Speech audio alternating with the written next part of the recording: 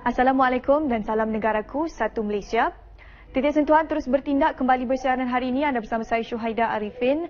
Terima kasih kerana terus kekal bersama rancangan kami sehingga ke hari ini. Dan seperti biasa, dua lagi paparan kami ketengahkan untuk perhatian anda, iaitu Pintasan Berlubang dan Berikanku Cahaya. Paparan selanjutnya bersama kami selama setengah jam dari sekarang.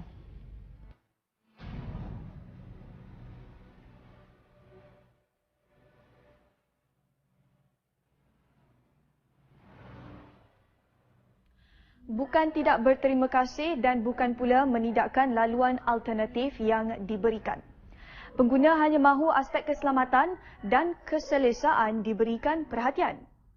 Itulah yang bermain di fikiran pengguna laluan pintasan ini untuk ke pusat bandar. Dan sebenarnya mereka terpaksa melalui laluan pintasan ini untuk mengelakkan kesesakan di laluan utama. Apa kisahnya? Bersama wartawan Muhammad Syamsul Ishak di Bukit Sekilau, Pahang dalam Pintasan Berlubang. Saksikan. Sistem perhubungan jalan raya yang baik sememangnya didambakan oleh setiap individu dalam melakukan setiap urusan dan perjalanan mereka. Perjalanan yang lancar diperlukan untuk ke tempat kerja, premis perniagaan dan sebagainya. Jika laluan yang biasa dilalui bermasalah, pastinya kita akan mencari laluan lain sebagai alternatif. Bagaimana pula jika laluan alternatif turut bermasalah? Oh, tengok lubang depan tu balik. Okey, baik. Jalan Sungai Caru ataupun Jalan Pintas Bukit Sekilau yang kita sedang lalu sekarang ni merupakan jalan alternatif yang sangat penting kepada para pengguna laluan yang ingin ke pusat bandar. Memang ada jalan utama yang lain di sebelah sana, tapi sangat-sangat bermasalah dengan kesesakan pada waktu puncak, pagi, tengah hari dan juga petang. Dan apa yang boleh dilakukan oleh para pengguna jalan raya adalah menggunakan jalan alternatif ini, yang mana walaupun keadaannya yang rosak teruk tapi terpaksa juga dilalui kerana tiada pilihan lain yang lebih baik. Dan dengan keadaan yang seperti sekarang ini, lubang berlopak dan sebagainya, maka ia amat menyukarkan mereka. Digunakan hampir 9,000 pengguna pada setiap hari. Pastinya ia merupakan laluan alternatif yang dimiliki dan digunakan pengguna jalan ini untuk ke destinasi masing-masing. Para penduduk sekitar terpaksa melalui jalan ini kerana laluan utama yang terletak tidak jauh dari sini semakin sesak. Ia mungkin berlaku kerana pertambahan jumlah kenderaan dan juga projek pembinaan laluan bertingkat. Berhampiran projek pembinaan flyover di Simpang 4 Jalan Bukit Ubi ke Indra Mahkota, Jalan Haji Junid, Jalan Lim Ho Le. Umum menyedari akan kepentingan dan faedahnya untuk masa hadapan.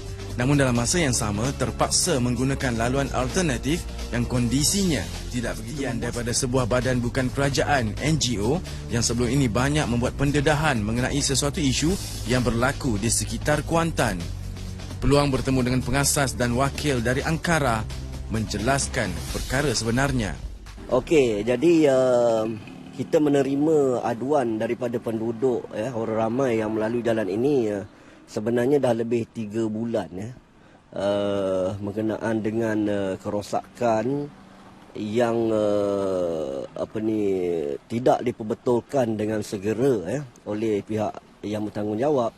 Dan aduan-aduan yang kita terima ni, kita datang ke sini melihat sendiri dan ternyata ketika saya hadir ke kawasan ini melihat kerosakan agak serius dan kritikal, hinggalah kita terpaksa terjah untuk memberi perhatian kepada pihak berkuasa supaya mereka turun padang untuk melihat sendiri sebab kadang-kadang bukan pihak-pihak terbabit tak buat kerja sebenarnya.